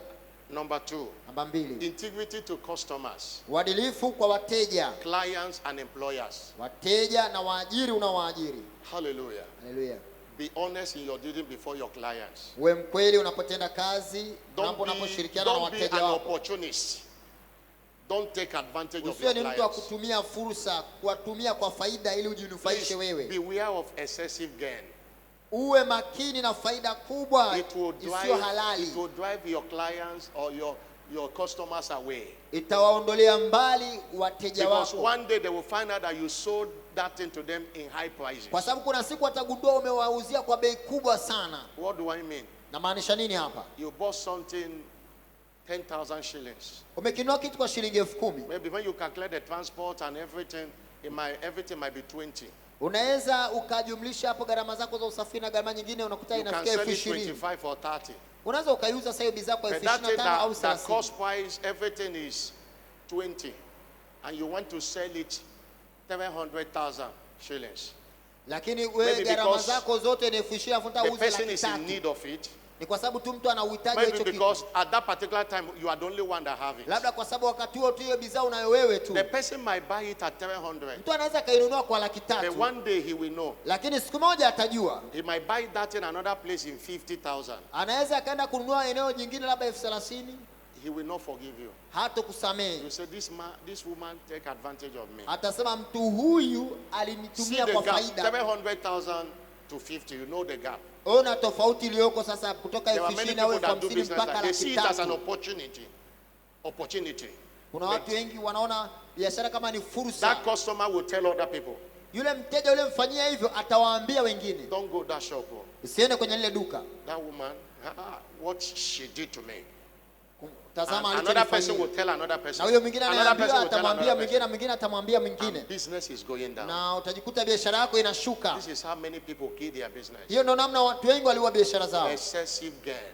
Kutaka faida kubwa You take advantage of people. na kuwatumia watu ili kujinufaisha wao. Walk in integrity. Tafadhali tembea katika uadilifu. Hallelujah. Haleluya. Ask yourself, if I'm the one, will I buy that in 700,000? Jiulize, je, mimi ningekuwa mteja kweli hichi kitu ningenunua kwa 300,000, kitu cha shilingi 20,000? And that thing is not where you make gain. Most of the time, you make gain here 5,000 in most of the product, and it covers, even you have much profit. Why taking advantage of people? Unaweza ukajikuta ukauza bidhaa zako ukapata faida ndogo ndogo kama 5,000, 10,000, mwisho wa siku ukajikuta umepata faida kubwa kwa ujumla. Kwa nini kuwadanganya watu? Let me stop here today. Niishie hapa leo. Somebody shout hallelujah. Sema haleluya. If you are blessed, shout amen. Umebarikiwa, sema amina. Stand up on your feet. Simama kwa miguu yako. A new day in your business Ni today. siku mpya katika biashara yako leo. Walk in integrity, Tembea katika uadilifu, because it can cancel your diligence. kwa sababu uadilifu ndio, usipokuwa mwadilifu unaweza ukafuta ile bidii I yako. gave example in first service. Nilitoa mfano kwenye ibada ya kwanza. There are most Nigerians hearing me now. Kuna Wanigeria wengi wananisikia sasa. There is a place called Aba. It's even Kuna close to mahala my place. panaitwa Aba. It's a commercial center. Hilo ni eneo la kibiashara.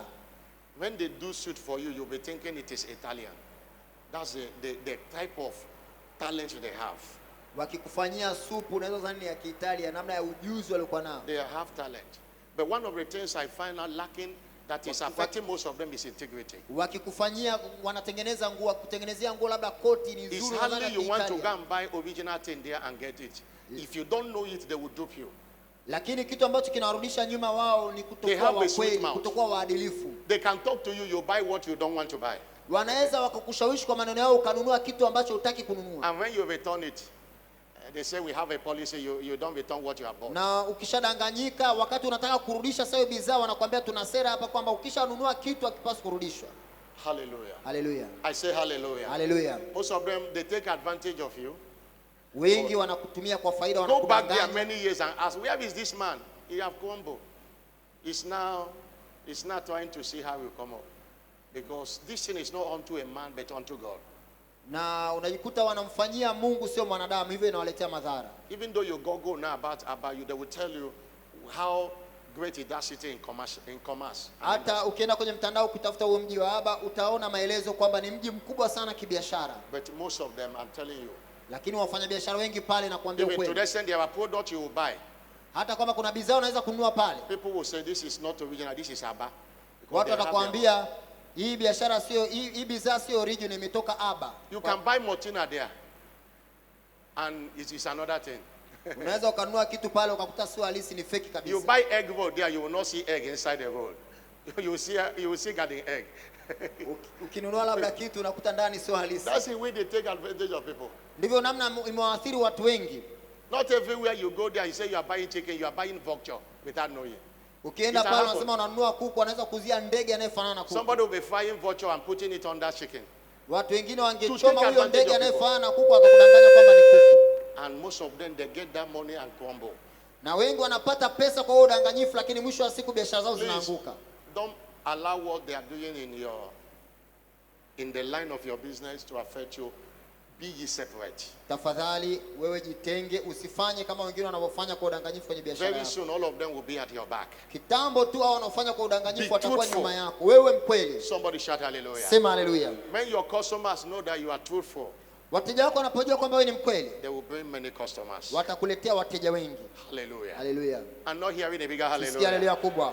There are people who have maintained one person doing one thing for me over the years because of how I see they are truthful. Kuna watu wengi nimekuwa nao nikishirikiana katika jambo fulani kwa muda mrefu kwa But sababu there are nimeona people that ukweli do wao. something one, I say no, I don't need it. Lakini kuna mtu anaweza kunifanyia kitu kwa mara moja nikasema hapana, simhitaji tena huyo hapa. Because one day the lie you lied to them will come out. Kwa sababu siku moja ule uongo aliokudanganya leo utadhihirika wazi kesho. God bless you. Mungu akubariki. Wave those hands to Jesus and Punga mikono yako kwa Yesu, mshukuru. appreciate him. Mshukuru. Give him all the glory. Mpe utukufu wote. Hallelujah. Haleluya. Blessed be your holy name. Barikiwe jina lako takatifu. Blessed be your holy name. Barikiwe jina lako takatifu. Blessed be your holy name. Barikiwe jina lako takatifu. Blessed be your holy name. Libarikiwe jina lako takatifu. Thank you and thank you and thank you. Asante na asante na asante. Oh, hallelujah to your name. Haleluya kwa jina lako. Thank you for your word. Asante kwa neno You have lako. spoken to our businesses Umenena na biashara zetu through the point of contact we have. kupitia viwakilishi vyetu. And our businesses will experience supernatural Biashara breakthrough. yetu tutapata mpenyo wa kiungu In Jesus' name. katika jina la Yesu. Somebody say amen. Sema amina. We are going to partake of the anointing now.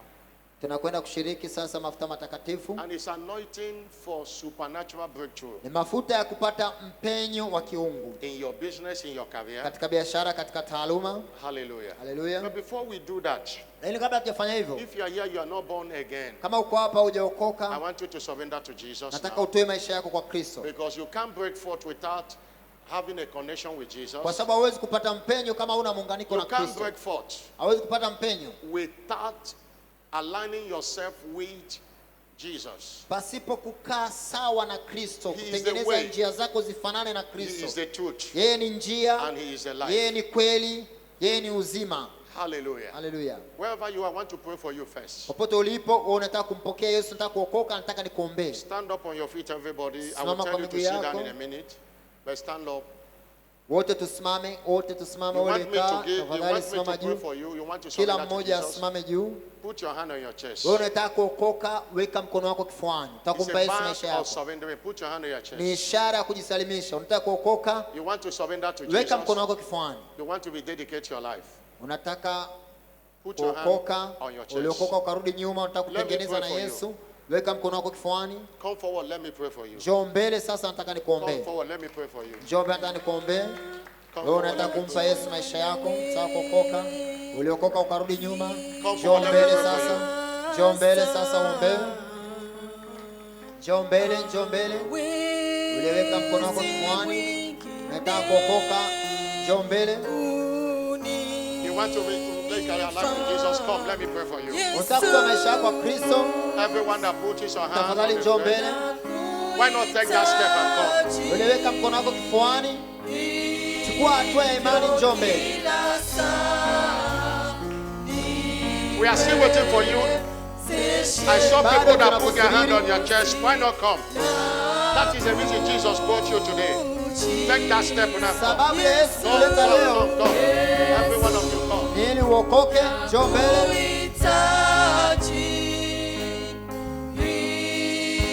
If you are coming, take that step now. Wewe unataka kuokoka, njoo mbele. Unataka kuokoka, njoo mbele. Chia Yesu,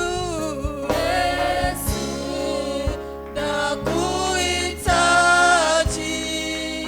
Come, wherever you are, come. Jesus is calling you. Popote ulipo, njoo mbele.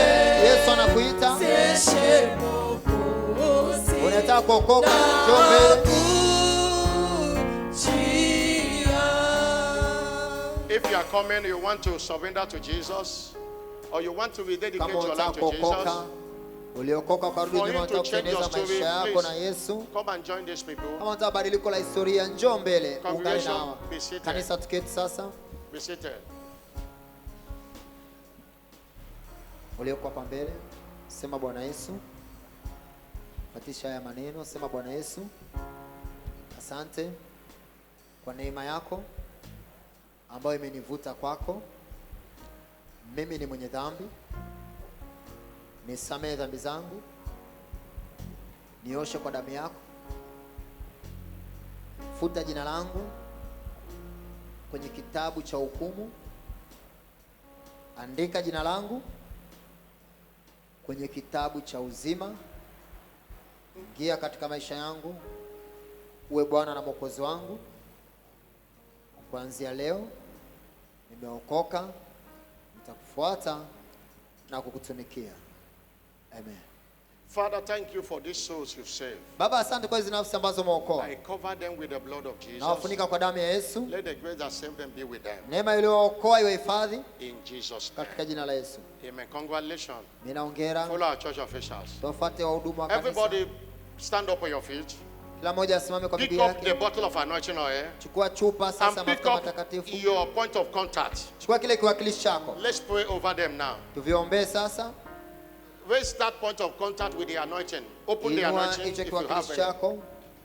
Na hiyo chupa yako ya mafuta unaweza ukaifungua In the name of Jesus Christ. katika jina la Yesu Everybody Kristo. stand up. Kila mmoja asimame. Wave those things to Jesus first. Punga hivyo vitu kwa Kristo, hicho kiwakilishi Jesus, chako. this- Inua hicho kiwakilishi chako, punga kwa Begin to Kristo. declare what you desire from your business and career. Anza kutamka nini unakitamani kutoka kwenye biashara yako na Jesus, let taaluma. your breath breathe upon these materials. Yesu, pumzi They yako represent our ipumue. business, they represent Vile our viwakilishi career. hivi They vinawakilisha represent biashara, everything we do. vinawakilisha We taaluma, speak breakthroughs, breakthroughs, vinawakilisha kila kitu breakthroughs, tunachofanya. breakthroughs. Tunatamka mpenyo, mpenyo, Unending breakthroughs. mpenyo, mpenyo Noiseless usiokuwa na kupinga. breakthroughs. Mpenyo, No business will be stagnated anymore. hakuna biashara Somebody, itakayodumaa. are you declaring something? You come with your CV, you come with the contract paper. Umekuja na Begin to CV declare, zako, it shall be done. It umekuja shall na be done. karatasi yako ya That mkataba. contract shall be given to you. No Huo more mkataba rejection. utapewa. No more rejection. Hakuna No kukataliwa more tena. rejection. Hakuna No more kukataliwa tena. rejection. Hakuna No kukataliwa more tena. rejection. Hakuna kukataliwa In the tena. name of Jesus Katika Christ. jina la Yesu Let Kristo. the breath of the Holy Ghost come upon those Pumzi ya Roho materials. Mtakatifu iwe juu ya I hivyo vitu. decree promotion, Jesus. Natamka kuinuliwa I Yesu. decree progress. Natamka He kusonga said, mbele. whatsoever he doeth, Hasa kila he alifanyalo shall prosper. atafanikiwa In the name of Jesus katika Christ. jina la Yesu Kristo. Raise it up. Inua hicho kiwakilishi chako Raise it juu. up. The Inua point of juu. contact, raise it up. Inua hicho kiwakilishi juu. Jesus, we present them to you. Yesu, naviwakilisha kwako. As we anoint them with this oil, Tunavyopaka mafuta, Father, let your hand rest upon every business and every career and every profession represented here today. mkono wako uwe juu ya biashara, juu ya taaluma yoyote And inawakilishwa leo. I decree noiseless breakthroughs. Natamka mpenyo usiokuwa I na kelele. decree noiseless breakthroughs. Natamka mipenyo usiokuwa na I kelele. decree noiseless breakthroughs. Natamka mipenyo usiokuwa na I kelele. decree noiseless breakthroughs. Natamka mipenyo usiokuwa na kelele. No business will crumble. Hakuna biashara No itakayoanguka. business will die. Hakuna biashara itakayokufa. No, there shall be no loss in any business. Hakutakuwa na hasara kwenye There biashara shall yoyote. be no loss in any business. Hakutakuwa na hasara kwenye biashara yoyote. Father, from one level of profit to another, Baba, itaongezeka kiwango let it kimoja be cha so faida for kwenda every kingine. business in the name of Iwe Jesus. hivyo kutoka kwenye biashara yote. So shall it be. Katika jina la Yesu. Raise the bottle of anointing Inua oil. hicho kiwakilishi. Father, the content of these bottles are now the anointing of the Holy Spirit. Inua chupa sasa, hiyo It's chupa yako. anointing for supernatural breakthrough Haya ni mafuta ya in our mpenyo. businesses and career. Ni kwa ajili ya biashara By yetu this na taaluma. anointing, Kwa mafuta haya, every business that is anointed today kila biashara itakayopakwa mafuta leo shall experience itapata supernatural noiseless breakthroughs. penyo wa kiungu usiokuwa na kelele. Shall not be closed down. haitafungwa hiyo biashara. shall not be discontinued. Biashara itakayopakwa God mafuta shall not be stolen haitofungwa, by anyone. haitaibiwa na Father, yeyote. it shall move from one glory to Itahama another. toka wangu kimoja cha utukufu I kwenda bless kingine. these bottles and I call the content the anointing of the Na Holy bariki Spirit. chupa hizi na kilichoko As you ndani na anoint your business and anoint your product, they shall sell. Utakapopaka Customers will come as viwakilishi never before. na bidhaa zako utauza, the wateja name watakuja of Jesus kuliko huko Christ. nyuma, katika jina la Yesu Kristo. Put in your pan, anoint yourself, and anoint that material. Anoint that material. Sasa jipake hayo mafuta matakatifu. You can swallow, you do as occasion serve you. Alafu pia paka viwakilishi vyako. Fire, let's sing Unaweza now. ukameza au ukafanya chochote ambacho unaongozwa. I'm pressing on upward. Kwaya tuimbe. New height and gaining every day. Still pressing on, high onward bound. Love land my feet on a higher ground. While choir is singing, be praying, be declaring what you desire. Take that up. Take it, Wakati declare kwaya what you inaimba, desire. omba, tamka kile unachokitamani. Ninazidi kutembea, maombi uyasikie. Bwana unipandishe mbele. Ninaendelea, ninazidi kutembea, maombi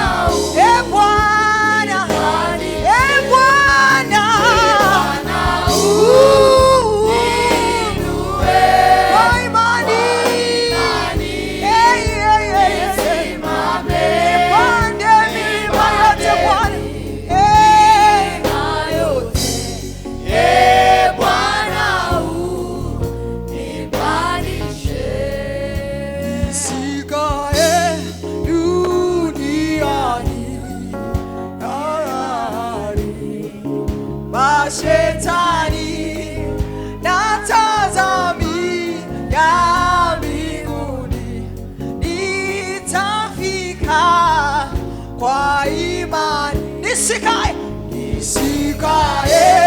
duniani, ni mahali mashetani. He Baba, natazamia mbinguni, nitafika kwa imani. Father, thank you. Baba asante, In Jesus' glorious name. katika jina tukufu la Yesu I decree by ninatamka the word and anointing you have had, kwa neno na kwa mafuta matakatifu, anyone in line for miracle job, kila anayetaka kazi ya muujiza, go and get your job in the nenda name of ukapate Jesus kazi yako kwa Christ. jina la Yesu. Any business that is crawling, Biashara yote inayotambaa, receive grace for speed in the pokea name of neema ya Jesus kasi Christ. kwa jina la Yesu. And I cover your business with the blood of Jesus Nafunika Christ. biashara yako kwa damu ya Yesu And I Kristo. declare this week, Natamka wiki hii,